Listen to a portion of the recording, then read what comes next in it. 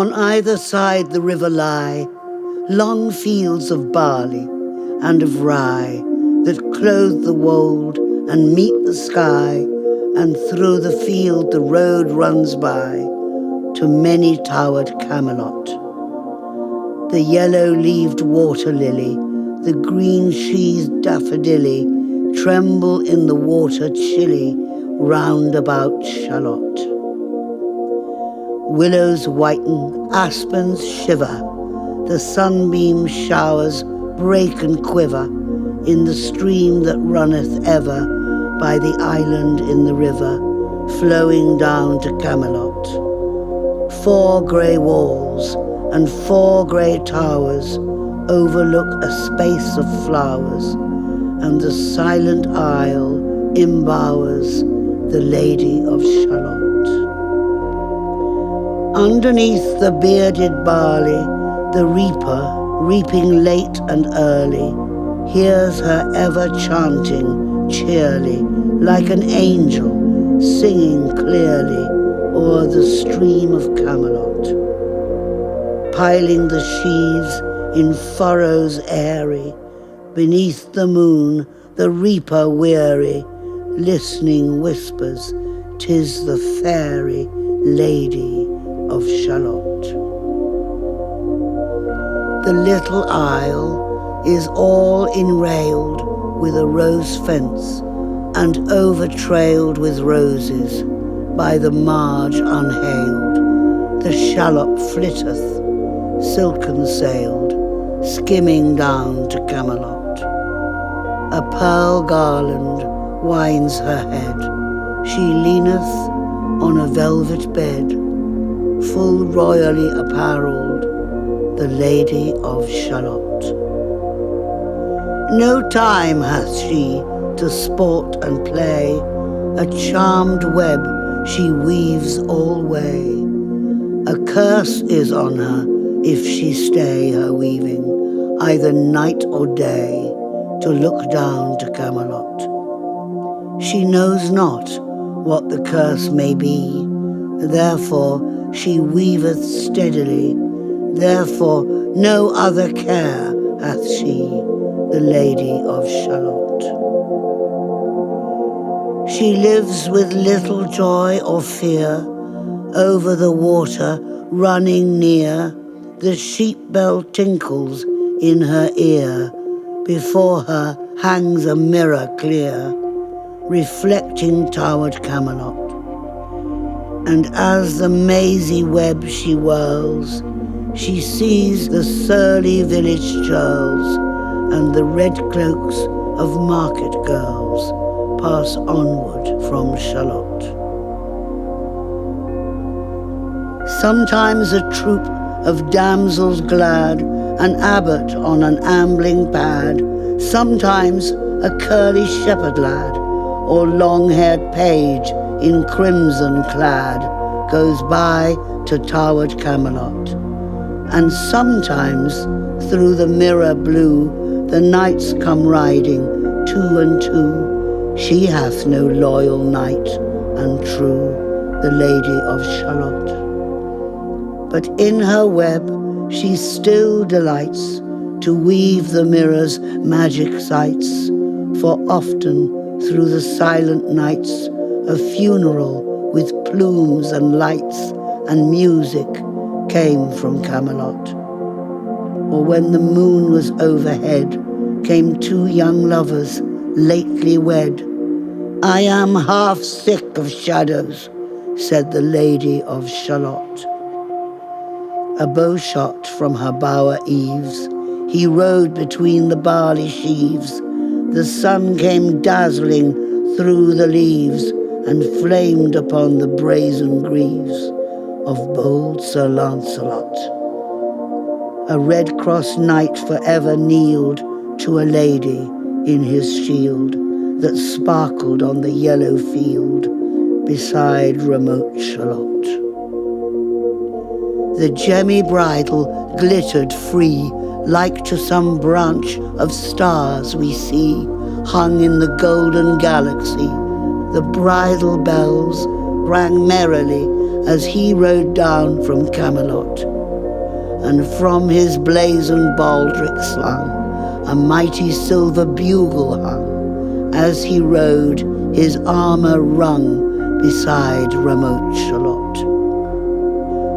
All in the blue unclouded weather, thick jewelled shone the saddle leather, the helmet and the helmet feather burned like one burning flame together as he rode down from Camelot. And often through the purple night, below the starry clusters bright, some bearded meteor trailing light moves over green Shallot. His broad clear brow in sunlight glowed, on burnished hooves his warhorse trode, from underneath his helmet flowed his coal-black curls, as on he rode down from Camelot. From the bank and from the river he flashed into the crystal mirror. Tira-lira, sang Sir Lancelot. She left the web, she left the loom, she made 3 paces through the room. She saw the water flower bloom, she saw the helmet and the plume. She looked down to Camelot. Out flew the web and floated wide. The mirror cracked from side to side. The curse is come upon me, cried the Lady of Shallot. In the stormy east wind straining, the pale yellow woods were waning, the broad stream in his banks complaining, heavily the low sky raining over towered Camelot. Outside the isle, a shallow boat beneath a willow lay afloat. Beneath the carven stern she wrote, the Lady of Shallot. A cloud-white crown of pearls she dight, all raimented in snowy white, that loosely flew her zone in sight, clasped with one blinding diamond bright, her wide eyes fixed on Camelot. Through the squally east wind keenly, blew with folded arms serenely. By the water stood the queenly Lady of Shallot. With steady stony glance, like some bold seer in a trance, beholding all his own mischance, mute with a glassy countenance, she looked down to Camelot. It was the closing of the day. She loosed the chain, and down she lay. The broad stream bore her far away, the Lady of Shallot.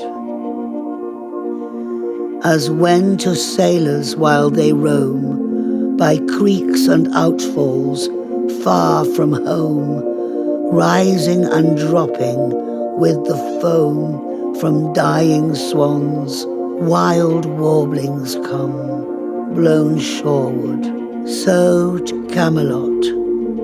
Still as the boathead wound along the willowy hills and fields among, they heard her chanting her death song, the Lady of Shallot.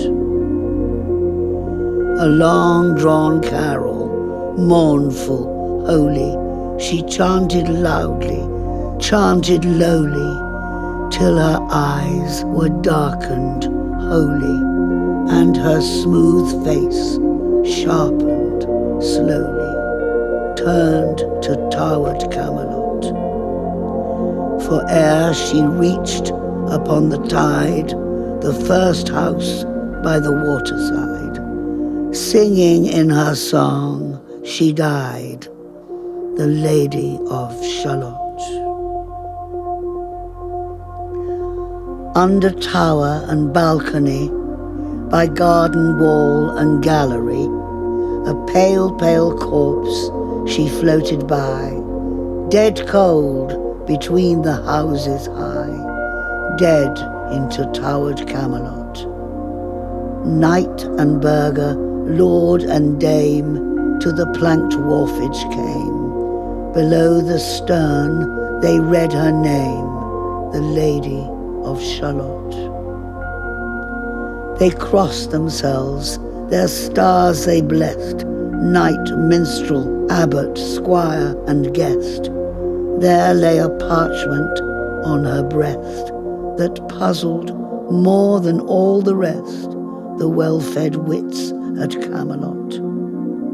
The web was woven curiously, the charm is broken utterly. Draw near and fear not, this is I, the Lady of Shallot.